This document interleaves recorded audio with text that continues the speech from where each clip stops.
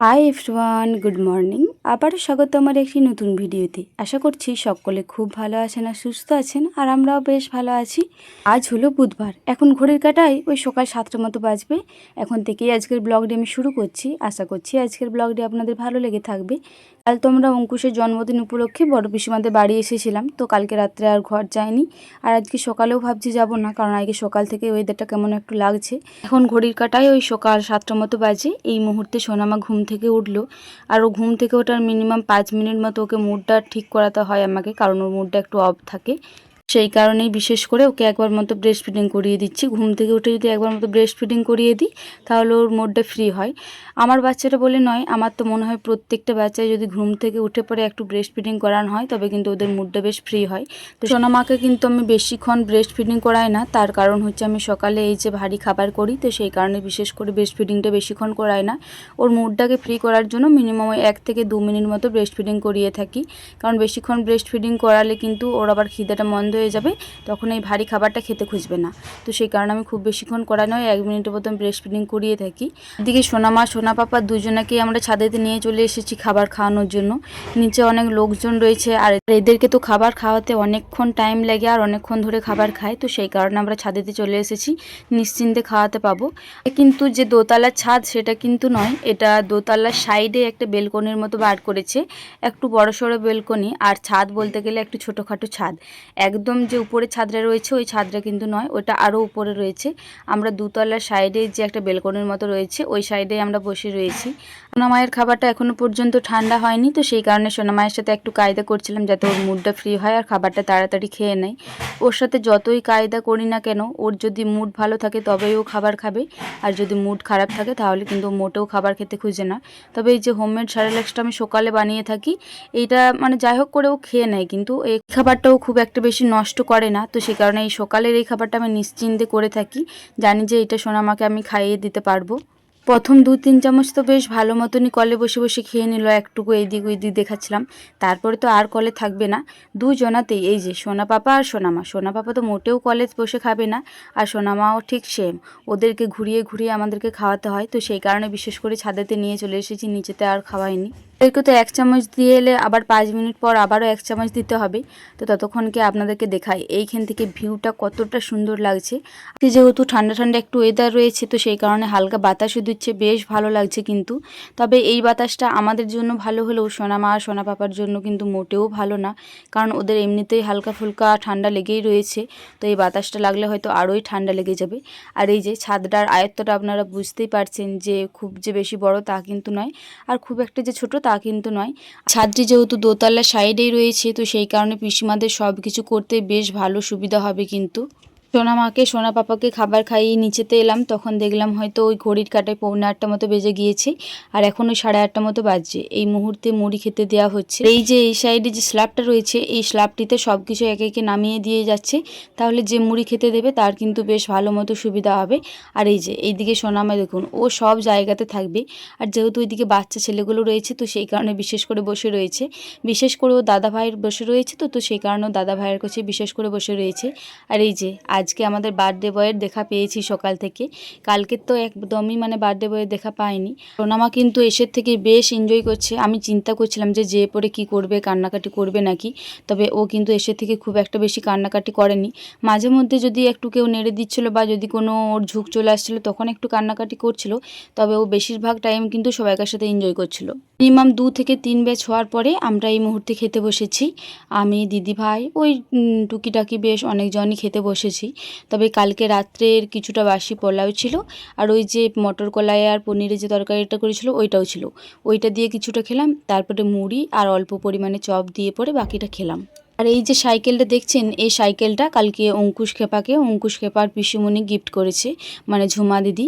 তো বেশ ভালো লাগছে কিন্তু সাইকেলটা। আর সাইকেলটা যেহেতু বাইরেই ছিল, তো সেই কারণে সোনামা ঝুঁক নিয়েছে যে আমি সাইকেলটিতে চাপবো, তো সেই কারণে সোনামায়ের পাপা সোনামাকে চাপিয়েছে। ওকে একা চাপিয়ে দিলে পড়ে যাবে, তো আর ওর আবার ইচ্ছা হয়েছে যে আমি ওই হ্যান্ডেলগুলো ধরবো আর ঠেলবো, তো সেই কারণে বিশেষ করে সোনামায়ের পাপা চেপেছে যে আমি পেছনে চেপে থাকি, তাহলে ও একটু বসটা পাবে, তাহলে পড়ে যাওয়ার ভয়টা থাকবে না। তো মাঝে মাঝে এমন করছে মানে ধরলেও মনে হচ্ছে পড়ে যাবে, এতটাই দুষ্টুমি করছে, সাইকেলটাই চেপে পড়ে। এই সাইডে মিনিমাম 5-6 জন দিদি ভাই পিসিমা আরে সকলেই সবজি কেটে দিয়েছে। আর এইদিকে দাদা ভাই একটা রান্না করছে। তো এখন রান্নার মধ্যে আলু পোস্তটাই চাপিয়েছে আর বলল সব দিয়ে একটা সবজি হবে, ওই সবজিটা ওইদিকে বানানো রয়েছে। আর ভাতটা বলল শেষে হবে। কি কি সবজি হবে এখনও পর্যন্ত জানি না, কিন্তু আপাতত দেখে পরে বুঝতেই পারলাম যে ওইদিকে আলু পোস্তটা চাপিয়েছে আর এদিকে একটা নবরত্নর মতো হবে, ওই নবরত্নটা বানানো রয়েছে। সোনামায়ের পাপা সকাল থেকেই বলছিল যে চলো বাড়ি চলে যাই সকালে, আর বিকাল করব না, কারণ বিকালের ওয়েদার ভালো থাকবে না, বিকালে বৃষ্টি হবেই। তো আমি বললাম সকালেও কিন্তু ওয়েদারটা বেশ খারাপ রয়েছে, বৃষ্টি নামতে পারে। ও বললো যে না না নামবে না, তবে পিসিমা বারণ করার পর ও বলল যে ঠিক আছে বিকালেই যাব। তো পিসিমা বারণ করলো, তার 5 থেকে 10 মিনিট পরই কিন্তু বৃষ্টি নামিয়ে দিয়েছে। আর এইদিকে কাকু আরে প্যান্ডেল খুলতেও আরম্ভ করে দিয়েছে। আর এইদিকে বেশ বড় বড় কিন্তু টিপটাপ করে বৃষ্টি পড়ছে। আপনারা হয়তো খেয়াল করবেন নাকি জানি না, আমার হাতেও কিন্তু এক দুফোঁটা পড়েছে। আপনারা যারা ভালো করে খেয়াল করবেন তারা হয়তো বুঝতে পারবেন। এইদিকে শেষ ব্যাচ চলছে, ওই যে যে দিদি ভাইগুলো সবজি আরে বোনাচ্ছিল ওরা এই শেষ ব্যাচে খেতে বসেছে। আর ওইদিকে দিদি ভাইয়েরাও সকলে মিলে বসেছে, জমাদি টুম্পাদি সকলে মিলেই বসেছিল। আর এইদিকে তো সোনামা মোটেও কলে থাকবে না, ওর কারো কলেও থাকতে ইচ্ছা করছে না, ও শুধু চারিদিকে ঘুরবে ফিরবে খেলবে সকলের সাথে। প্রথম থেকেই বর্দি ভাই হারে পিসিমা আরে সকলেই খেতে দিচ্ছিল। তো এই মুহূর্তে সকলেই হয়তো স্নান আরে করতে গিয়েছে বা কোনো কাজে ব্যস্ত রয়েছে।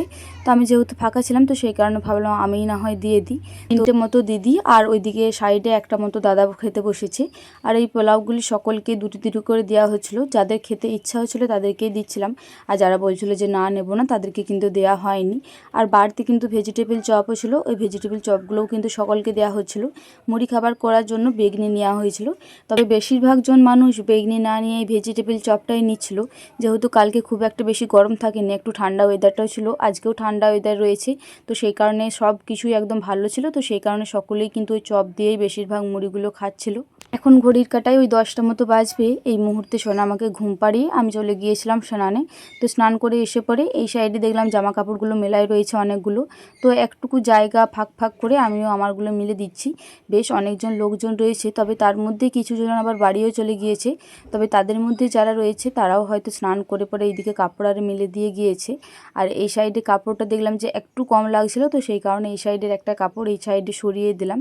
আজকে বিকালে যেহেতু বাড়ি চলে যাব, তো সেই কারণে সোনামাকে ঘুম পাড়িয়ে সকাল সকাল স্নানটা সেরে নিয়েছি, যাতে এই জামা কাপড়গুলো শুকিয়ে যায়, তাহলে কুড়িয়ে পরে নিয়ে যেতে পাবো। আর এই ভিজে জামা কাপড় যদি ব্যাগে করে নিয়ে যাওয়া হয় না, তাহলে যেন একটা কেমন সাথে একটা গন্ধ ওঠে। তো সেই কারণে বিশেষ করে সকাল করে স্নানটা সেরে নিলাম। আর সোনামা উঠলে কাকে ধরতে দেবো না দেবো, তো সেই কারণে বিশেষ করে স্নানটা সেরে নিলাম। এখানে তো আর কোনো কাজ নেই যে সোনামাকে শুয়ে পরে কোনো কাজ করতে হবে, তো সেই কারণে স্নানটাই প্রথমে সেরে নিলাম। আর আজকে কিন্তু আমার বেশিরভাগ শ্যুটগুলো এই যে সোনামায়ের পাপা মানে আমার বরমশাই বেশিরভাগ শ্যুটগুলো করে দিচ্ছে। কিন্তু এই সোশ্যাল মিডিয়ার জগতে হয়তো সোনামায়ের পাপার জন্যই বেশিরভাগ এসেছি। আমার কিন্তু প্রথমে মোটেও ইচ্ছা ছিল না, ওই বেশিরভাগ আমাকে সাপোর্ট করেছে যে তুমি এসো তুমি পারবে, তো সেই কারণে বিশেষ করে আসা। যাই হোক, কালকে তো আপনাদের সাথে এই জিনিসটা শেয়ার করা হয়নি, কালকে যেহেতু দুপুরে আসিনি। তবে আজকে এই উপরকে যেহেতু এসেছিলাম, উপরের রুমটাতে একটু দরকার ছিল, তো সেই কারণে ঢুকেছিলাম। তো দেখলাম যে দুপুরে কালকে যে পাতটা সাজিয়েছিল ওর মধ্যে এই তত্ত্বগুলি দিয়েছিল। এই তত্ত্বগুলি সব কটাই বললো যে অঙ্কুশের মাসিমণি দিয়েছে। আর তত্ত্বগুলোর সব কিছু ডেকোরেশন ওর মাসিমণি নিজে হাতে করেছে। এত সুন্দর লাগছিল তত্ত্বগুলো, মানে কি বলবো, মানে চোখ ফেরানো যাচ্ছিল না। আর ওই যে সাইডে যে পাখাটা দেখছেন, ওই পাখাটাও কিন্তু অঙ্কুশের মাসিমণি নিজে হাতে অঙ্কুশের জন্য বানিয়েছি। প্রত্যেকটা জিনিস একদম দুর্দান্ত লাগছে। দিয়ে স্নান করে নিচেতে এলাম, তারপরে দিদিভাই এদিকে আমাকে কেক দিল। কালকে ওই যে বার্থডে কেকটা ছিল ওইটা তো সবটা ফোড়ায়নি, যেহেতু অনেক বড় কেকটা ছিল, সকলকে দিয়েও কেকটা রয়ে গিয়েছিল, তো ফ্রিজে রেখে দিয়েছিল। এসে পরে কেকটা আমাকে দিল। আর সত্যি কথা বলতে কেকটার টেস্টটা কিন্তু দুর্দান্ত ছিল। আর দিদিভাই বলছিল কেকটার দাম মিনিমাম 4 থেকে 5 হাজার টাকার মতো নিয়েছে। এখন ঘড়ির কাঁটায় ওই 1টা মতো বাজবে। এই মুহূর্তে আমরা ভাত খাওয়া দাওয়া করতে বসেছি। তবে আমরা যখন প্রথম খেতে বসেছিলাম তখন কিন্তু আমার ফোনটা কাছে থাকেনি, তো সেই কারণে প্রথম থেকে আর ভিডিওটা করা হয়নি। আর আপনাদেরকে তো বলেইছিলাম সবজির মধ্যে আজকে সব দিয়ে একটা সবজি হবে, পোস্ত হবে, আর ডাল হয়েছিল, আর মাংসর ঝোল হয়েছিল। এদিকে পিসিমা ঠাকুমা সকলেই মিলে আমরা খেতে বসে পড়েছি। আমার মাংসের পিসের মধ্যে এই চর্বির পিসটা বেশিই ভালো লাগে। কালকে রাত্রে তো ওই যে সাইডে যে রুমটা রয়েছে ওই রুমটাতেই আমাকে দিদিভাইকে সোনামাকে সোনা পাপাকে শুতে দিয়েছিল, আপনারা তো দেখেইছিলেন। তবে কালকে রাত্রে না একটু গরম করছিল, আর স্ট্যান্ড ফ্যানটা চলার জন্য একটুকু বেশ আরাম লাগছিল। তবে উপরে সিলিং ফ্যানটা না খুব একটা জোর নেই, তো সেই কারণে একটু গরম করছিল। তো সেই কারণে আজকে সিদ্ধান্ত নিয়েছিলাম দুপুরে যে যদি সোনামা ঘুমিয়ে থাকে তবে আমি আর ওই রুমটাতে শুবো না, আমি এই যে বাইরের যে ডাইনিংটা রয়েছে এই ডাইনিংটিতেও একটা খাট পাতা রয়েছে, সোনামা যদি ঘুমিয়ে পড়ে তবে সোনামাকে নিয়ে আমি এই খাটটাতেই শুবো। কালকে রাত্রেও আমার সেরকম ভালো ঘুম হয়নি, যেহেতু সোনামাও জ্বালিয়েছিল আর একটু রাত করে শোয়াও হয়েছিল, তো সেই কারণে ভাবলাম আজকে এই ডাইনিংটিতেই শুই, তাহলে ঘুমালে না একটু শরীরটা ক্লিয়ার হবে, বিকালে যেহেতু আবার বাড়ি যেতে হবে। আর এই যে এই ফ্যানটার কিন্তু বেশ ভালো মতো স্পিড রয়েছে, তো সেই কারণে বিশেষ করে এইখানেই শুয়ে পড়লাম। এখন ঘড়ির কাটায় ওই 3:30 মতো বাজবে বিকাল, সোনামা উঠেছে 3টে মতো বাজবে ওই রকম টাইমে। কারেন্টটা একটু ডিস্টার্ব করছিল, তো সেই কারণে বিশেষ করে উঠে পড়লো, তাছাড়া কিন্তু উঠতো না। আর উঠে পড়ে হয়তো কোনো কারণে বোতলে করে জল খেতে গিয়েছিল, আমি খুব একটা খেয়াল করিনি। ওই ভিজিয়ে পড়ে জামাটার অবস্থা কি করেছে দেখুন, মানে আমি শুধু বলছি যে তুমি কি এটা করেছো, ও তো আমার কথা শুনবেই না। কার জুতো পেয়েছে হয়তো ছোট ছোট, ও তো মানে জুতো প্রেমী মানুষ, ও মানে যেখানেই জুতো থাকুক না কেন ও যাই হোক করে খুঁজে বের করে নেবে। আর ওই যে ওই সাইডে ওর বড় জেম্মা বসে রয়েছে, তো সেই কারণে বিশেষ করে বাইরে যাওয়ার সাহসটা পাচ্ছে। তাছাড়া কেউ না থাকলে কিন্তু ও চট করে খুব একটা বেশি বাইরে বেরোয় না। কালকে এসের থেকেই আমি একটা জিনিস খেয়াল করছি, ও ওই যে বাইরেটিতে যাচ্ছে আর ওই বাইরের যে ধাপটি রয়েছে বেরোনোর রাস্তাটিতে ওইখানে বসে পড়ছে। যাই হোক ওইদিকে সোনামায়ের জামাটা চেঞ্জ করে দিয়ে চলে এসেছি, দিদিভাইকে বললাম এগোর মতো দেখবি, তাহলে আমি ওইদিকে সোনামায়ের খাবারটা করে নিই, যেহেতু এখনও পর্যন্ত রোদ্দুর রয়েছে। তো সোনামায়ের পাপা বললো ওকে খাবারটা খাও, তুমি রেডি হও, ওকে রেডি করাও, তারপরে না হয় বেরোবো, 4:30-5টা বাজুক। এই রোদে রোদে বেরোলে তো সোনামায়ের কষ্ট হবে, তাছাড়া সকাল করে বেরিয়ে গেলে এই জল ঝড় বৃষ্টি এইসব কিছু এলে পরে কোনো প্রবলেম হবে না। তো যাই হোক এদিকে সোনামায়ের খাবারটা হয়ে এসেছে, একটুকু পাতলা রয়েছে, তো ভাবলাম একটু ঘনত্বটা করে নিই তারপরে নামিয়ে দেবো। একটুকু পাতলা হলে না সোনামা যেহেতু ঘুরে ঘুরে খায়, তো সেই কারণে একটু খাওয়াতে প্রবলেম হয়। তো যাই হোক একটা থালাতে করে ঠান্ডা করতে দিয়ে দেবো, তাহলে তাড়াতাড়ি ঠান্ডা হয়ে যাবে। ওইদিকে ঠান্ডা করতে দিয়ে পরে ততক্ষণ কি না হয় আমি রেডি হয়ে যাব, তাহলে তাড়াতাড়ি সব কিছু বাগানো হয়ে যাবে। এই পিসিমাদের বাড়ি এসে পরে কিন্তু আমার কোনো রকম আনকমফোর্টেবল ফিল লাগে না, যেহেতু পিসিমাদের সব কিছুরই সুবিধা রয়েছে, আর পিসিমাদের বাড়িতেও যেহেতু একটা বাচ্চা ছেলে রয়েছে। এখন ঘড়ির কাটায় ওই বিকাল 4:30 মতো বাজে, এই মুহূর্তে আমি সোনামায়ের পাপা সোনামা সকলেই রেডি হয়ে গিয়েছি। তো আজকে দিদিভাইয়ারের অপর যাবে, মানে দিদিভাইয়ের বাপের বাড়ি এখান থেকে, ওইখানে 24 পরব চলছে, তো সেই কারণে বললো যে বুনু চল। তো প্রথমে বলছিলাম যে না যাব না, তবে দিদিভাই রাগারাগি করছিল, ভাইকেও বললো যে ভাই চলো তাহলে আমাদের সাথে, বুনুকে নিয়ে রাত্রে খাওয়া দাওয়া করে চলে যাবে, না হলে কালকে সকালে না হয় চলে যাবে। আর এদিকে সোনামা আমার ব্যাগটি নিয়ে খেলা করছে, ও ব্যাগটা কাউকে দেবে না, ও নিজে ওই ভারী ব্যাগটি নেবে আর এইদিক ওইদিক করবে। আর পিসিমা যদি নিতে যাচ্ছে পিসিমাকেও দিচ্ছে না, যেহেতু অপর দিকে যাবো ভাবছি দিদিভাইদের সাথে, তো সেই কারণে আমরা আর বেরোলাম না। তাছাড়া আমরা এই মুহূর্তে কিন্তু বেরিয়ে পড়ছিলাম। এইদিকে সোনা পাপাকে রেডি করিয়ে দিয়েছে, তো আমি ধরে রয়েছি, আর সাইডে দিদিভাইও রেডি হচ্ছে। আর আমি আর আমার দিদিভাই মানে আমরা দু বউয়ে যদি কোথাও কখনো একসাথে বেরোই, আমার শাশুড়ি মায়ের যতটা না অসুবিধা হয় আমাদের পাড়ার কিছু লোকের বেশি অসুবিধা হয়। আমাদের পাড়ার কিছু লোক বলে থাকে যে তোরা দু বউয়ে একসাথে চলে যাচ্ছিস, তোর শাশুড়ি একা কী করে বাগাবে। তো আমার মনে হয় যে আমার শাশুড়ির থেকে হয়তো ওদেরই একটু বেশি কষ্টটা হয়। আমার শাশুড়ির কাজ বাগাতে না যত কষ্ট হয় একা ওদের হয়তো ওই কাজগুলো করতে একটু বেশি কষ্টটা হয়ে যায়। যাই হোক এখন ঘড়ির কাটায় ওই সন্ধ্যা 6:10-15 মতো বাজবে, আমরা জাস্ট ঘরে ঢুকেছি মানে রপরি মাসিমণিদের বাড়িতে, তারপরেই বাইরে কিন্তু জল ঝড় বৃষ্টি আরম্ভ হয়ে গিয়েছে। আর এদিকে সোনা পাপা তো এসে পরে কারো কলকে যেতে খুঁজছে না, যেহেতু 1 নম্বর অন্ধকার চারিদিকে, আর মানে লোকগুলোকেও একটুকু অচেনা লাগছে, তো সেই কারণে বিশেষ করে কারো কলকে যেতে খুঁজছিল না। তবে অবশেষে গিয়েছে, তবে সবাইকার দিকে না অবাকভাবে তাকাচ্ছে যে এই লোকগুলোকে বটে অনেক দিন দেখেনি, তো সেই কারণে হয়তো এরকমভাবে তাকাচ্ছিল।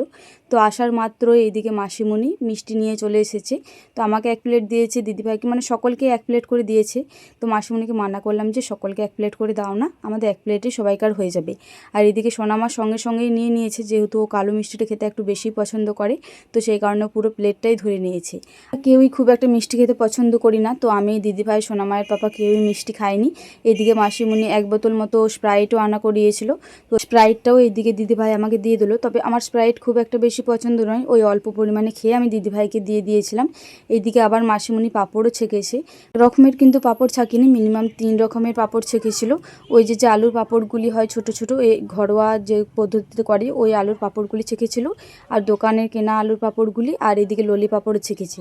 মাসিমণি আবার এইদিকে 1 কাপ চাও করেছে। দিদিভাই বললো যে আমি আর বুনু পাঁপড়ের সাথে চা খাবো, মা করো।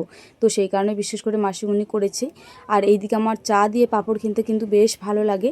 যেহেতু জল ঝড় বৃষ্টি হচ্ছে, তো সেই কারণে আজকে তো আর 24 পরব দেখতে যাওয়া হবে না। তো যাই হোক, চলুন আজকের ভিডিওটা এই পর্যন্তই। আবারও দেখা হবে পরবর্তী কোনো ভিডিওতে। ততক্ষণে সকলে খুব ভালো থাকবেন আর সুস্থ থাকবেন। আর আজকের ভিডিওটি ভালো লেগে থাকলে একটি লাইক, কমেন্ট, শেয়ার আর সাবস্ক্রাইব করে আমার এই ছোট্ট চ্যানেলটির পাশে থাকবেন।